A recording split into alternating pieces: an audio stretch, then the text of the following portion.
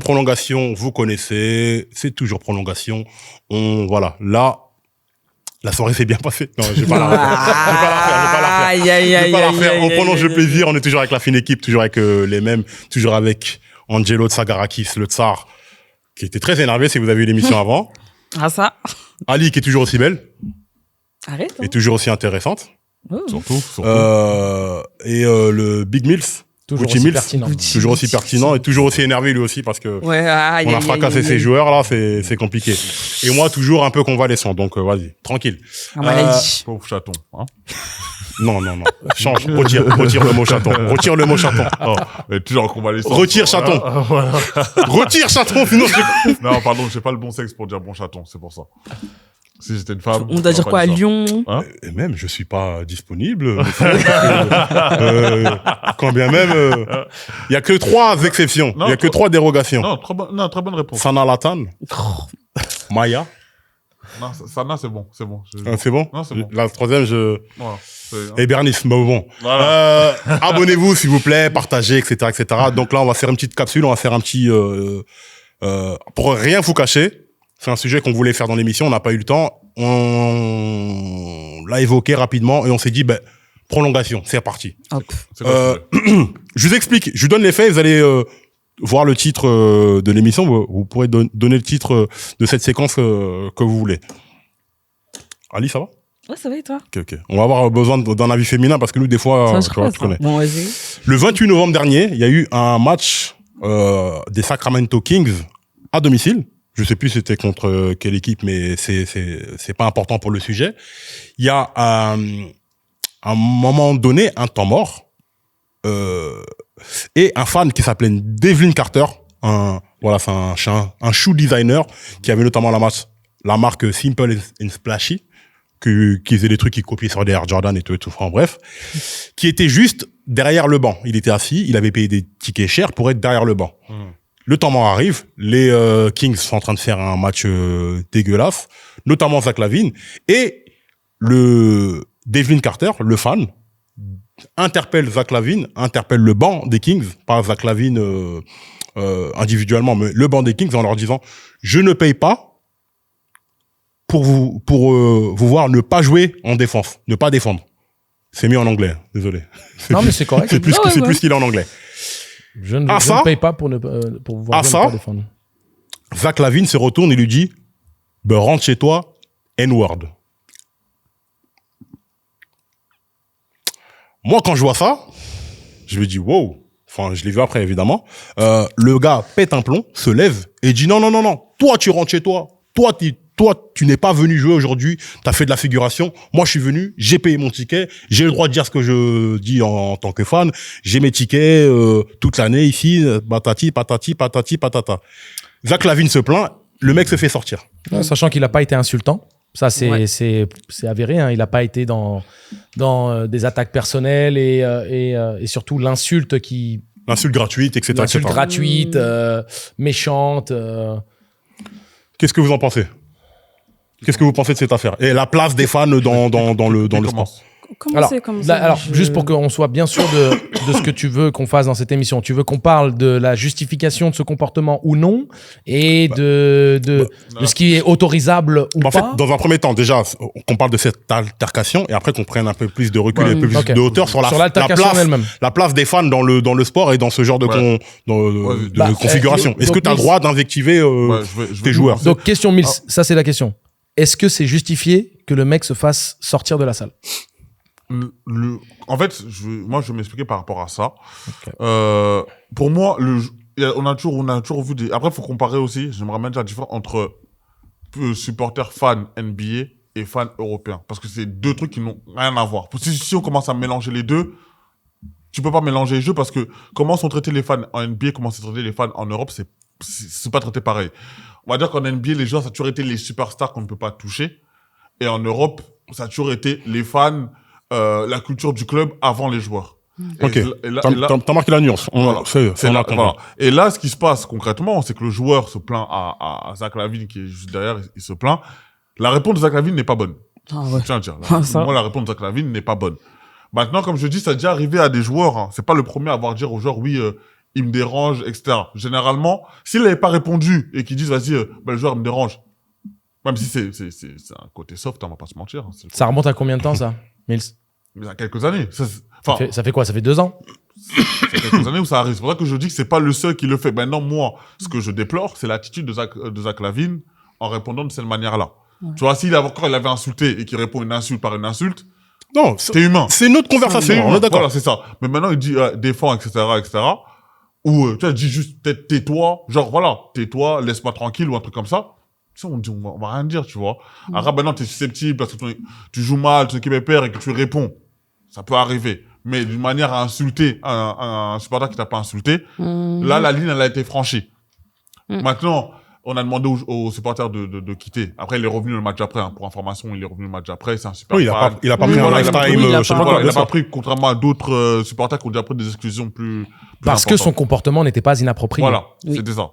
Totalement. Et le problème, c'était que comme, à mon avis, il fallait prendre la défense soit entre le fan et entre le joueur de l'équipe. Je pense que c'est pour ça que le club a préféré le faire partir. Et puis dans le doute, sachant qu'il ne maîtrisait pas parfaitement le contenu de l'échange et autres. Sur les vidéos. Ouais. Mais quand tu dois prendre parti à ce moment-là du match, tu prends parti pour le joueur. Évidemment, c'est le joueur qui joue, etc. Sur ça, je comprends. Voilà.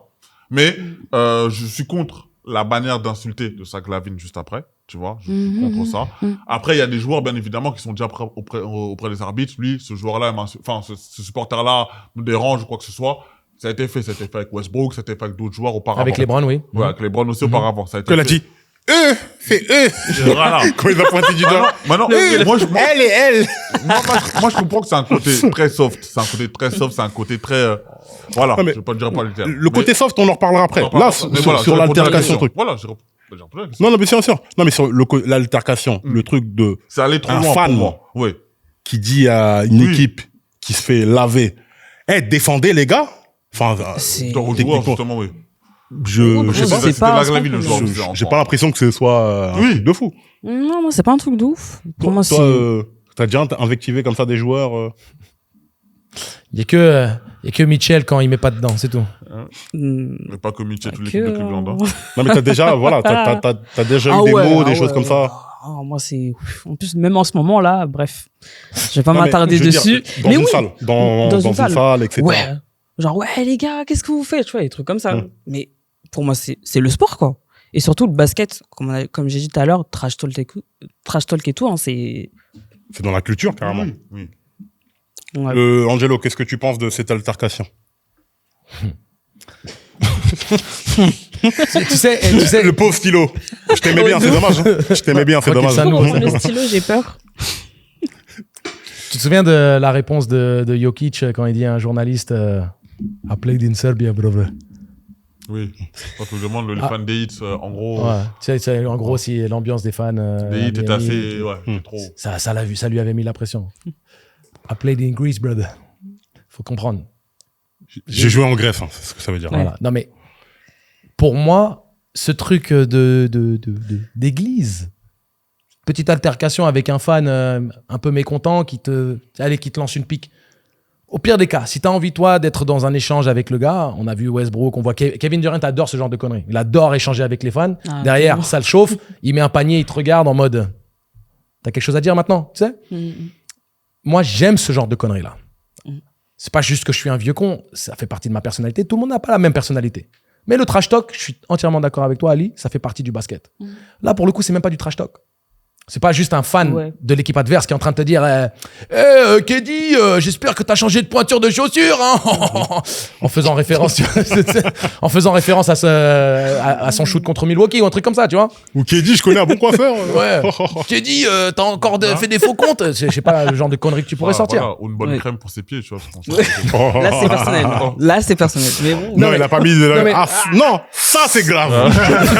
Pas de crème. Ah non, ça c'est grave. Non, merci. Non, mais bien entendu, on caricature le trait, mais ça pourrait être aussi un fan qui le conspue, lui disant qu'il joue comme une merde, je sais pas quoi, tu vois. Mais ça, quand ce sont les fans adverses, c'est admis. J'ai joué en Grèce, les amis. Moi, ce que j'essaie de dire, c'est par rapport au fait que ce soit un des fans de ton équipe qui t'interpelle et qui te communique quelque chose.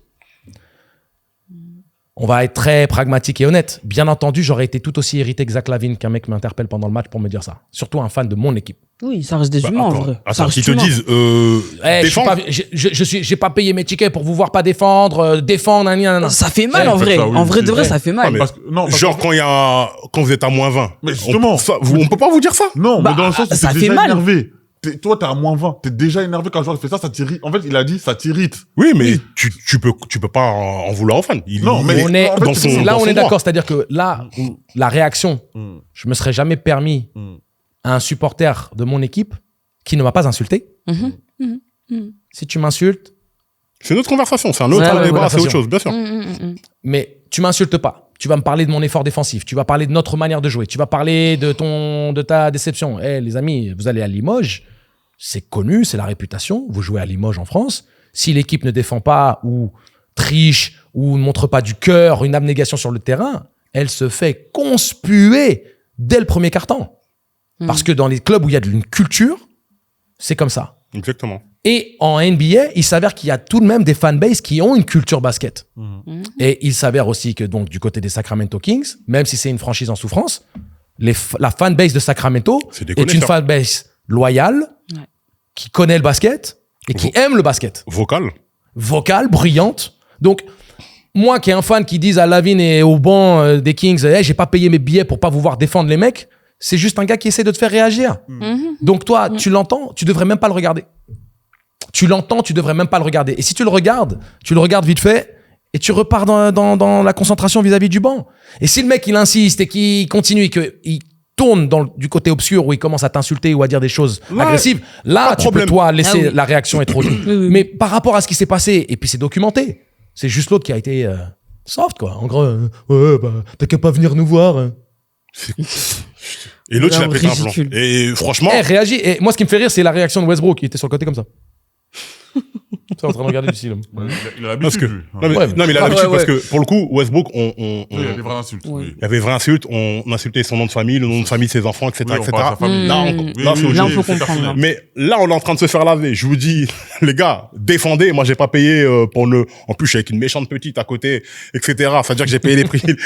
Non, ça joue aussi. Ça joue aussi. Non, mais voilà. Non, mais ça joue aussi. Ça joue aussi. On n'oublie pas que et tu me dis, me rentre chez toi, N-word. Non. Là, franchement, je trouve que qu'il a dit go home, le B-word, je crois. Moi, j'ai vu le B-word.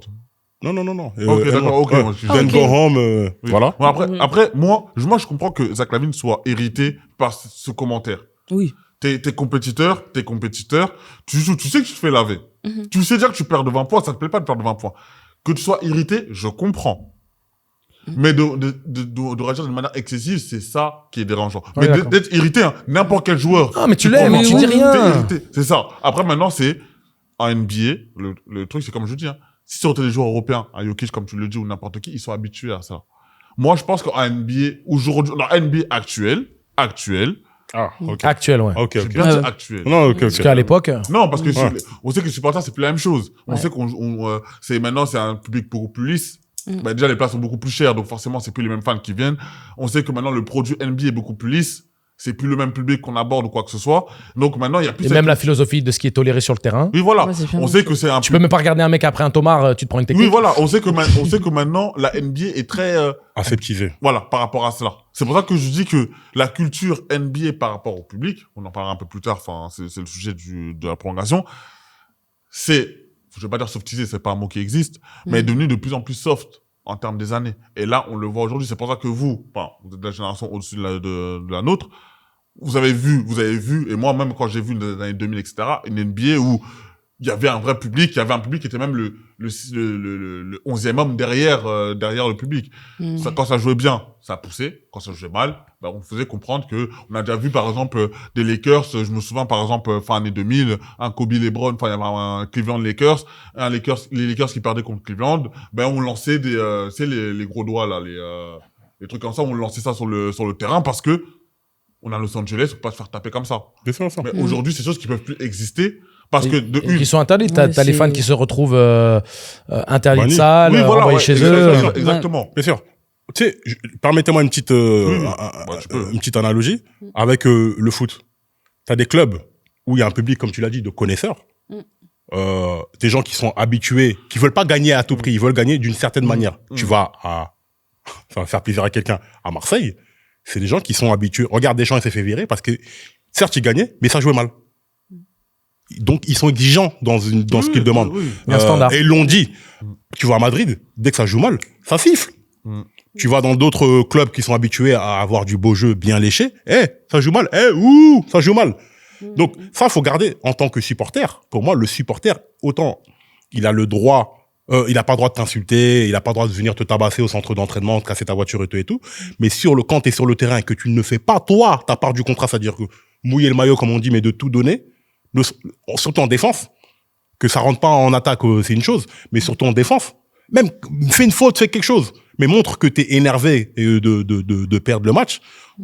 Je leur donne ce droit, surtout au prix des places auxquels ils les payent aujourd'hui. Pour moi, faut sanctuariser ce truc-là. Maintenant, faut que ce soit encadré. Et t'as bien fait de préciser la NBA actuelle, parce que t'imagines Jordan qui fait expulser Spike Lee ou Reggie Miller qui fait expulser Spike Lee parce que Spike Lee il est en train de lui dire des dingueries. Oui. C'est de la folie en vérité. Évidemment que le fan il est là pour te conspuer, pour te pousser. Mais là, surtout quand c'est un fan de ton équipe. Mais là c'est différent parce que c'est les fans adverses. Mais c'est sûr. Mais quand vous faites n'importe quoi avec les mecs vous prenez votre bronca, prenez votre truc. Vous avez échoué dans votre. C'est pour ça que le sujet est intéressant parce que comme il a dit Angelo, là les exemples que tu as donnés c'est des supporters d'autres équipes. Ça on est habitué et ça c'est normal. Tu vas pas aller à l'extérieur, on va dire oui allez. Non, voilà. En plus là, les moments que tu sais c'est le moment de playoff généralement et tout. Ouais mais alors, dans la NBA actuelle, même à l'extérieur, tu peux faire virer les gens. C'est ça le truc.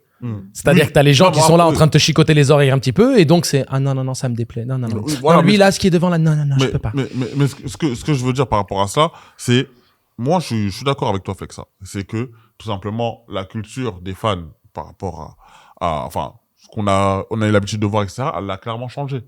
Après, ça, c'est comment les stars NBA sont traités aussi. La manière aussi, maintenant, ils sont intouchables. Ils sont traités comme des intouchables. La NBA même veut ça. C'est, Adam Silver, tout au-dessus maintenant, c'est tout ce qui veut ça. Tu peux pas toucher aux joueurs, tu peux pas parler aux joueurs, etc. Est-ce que maintenant, ça en fait maintenant, le problème, c'est que ça détériore le produit NBA. Exactement. C'est ça, en fait. Exactement.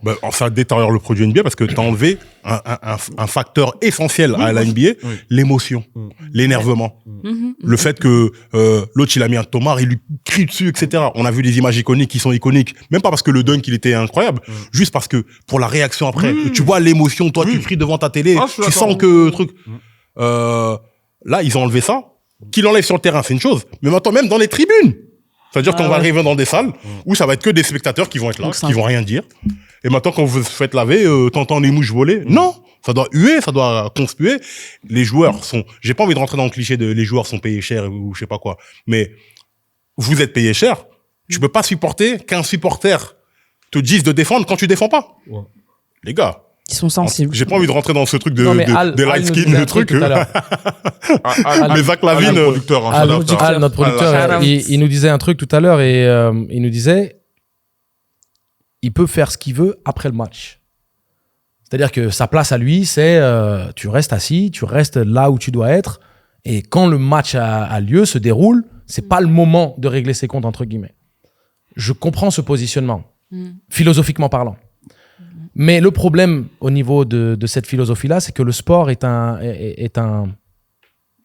une action qui a besoin de résultats immédiats et qui a besoin de réactions immédiates. C'est-à-dire que tu as des conséquences énormes si tu es latent dans ta réaction. Tu peux pas attendre un quart-temps, tu peux pas attendre une mi-temps. Parfois, 1 minute peut changer le cours du match complètement. Et les réactions qui sont nécessaires pour pouvoir performer ou qui sont nécessaires pour pouvoir renverser la vapeur, inverser la tendance, que vous voulez, à un moment donné, le fan qui, lui, est désespéré, passionné, le seul moyen qu'il a de pouvoir le communiquer, c'est vocalement. Donc, par rapport à ça, une fois de plus, il faut bien comprendre qu'il y a cette nuance de... Je pense qu'on est des êtres de raison et on doit savoir ce qui est tolérable ou pas tolérable. On doit comprendre ces nuances de l'insulte et de la pique. Là, tu essaies de piquer au vif un joueur pour essayer de le faire réagir, sachant que le match n'est pas terminé.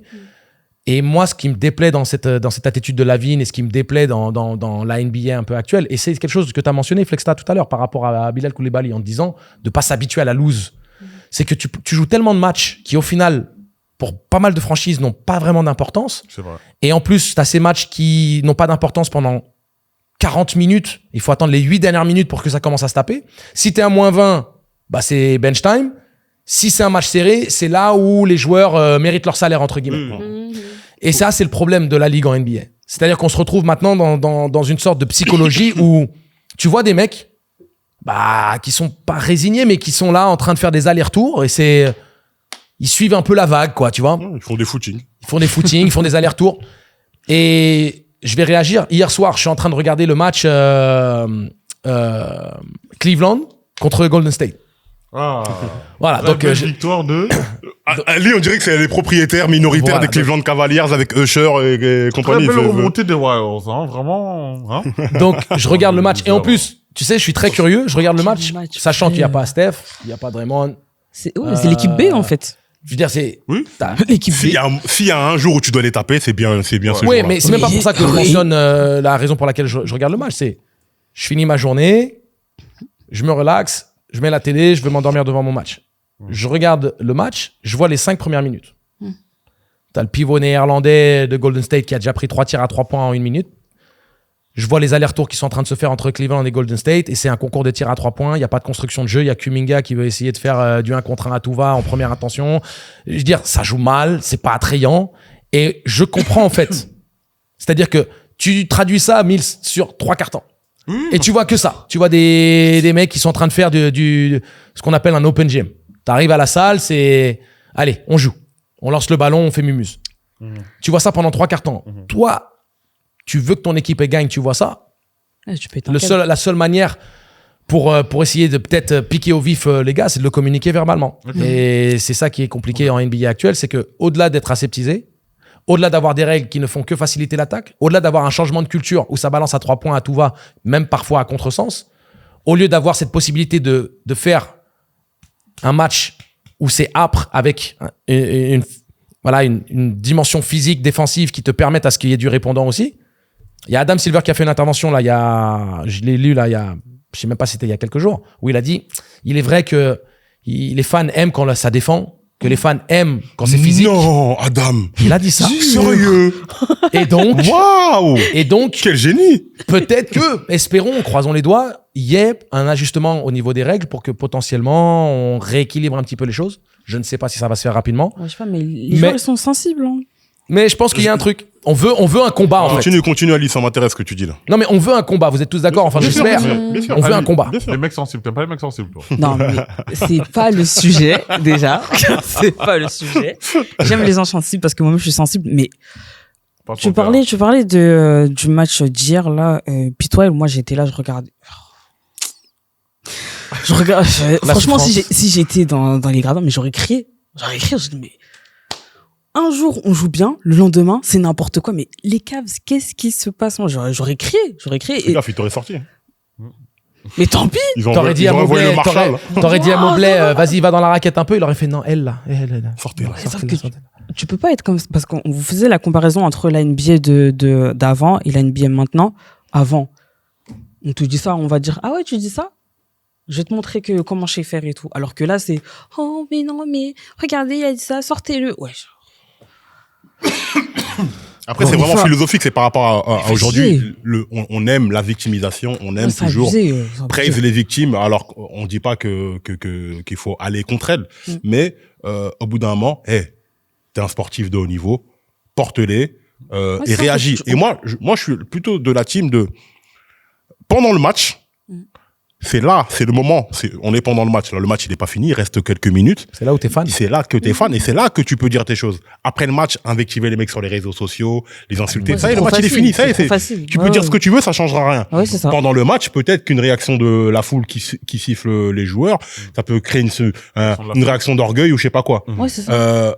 Donc, pour moi, pendant le match, le mec, il a le droit de s'exprimer. Oui, maintenant, les joueurs ou le coaching staff doivent prendre conscience que si vos propres fans se retournent contre vous, c'est que vous êtes en dessous de pitoyable. T'as vu ce qui s'est passé aux Partisans là?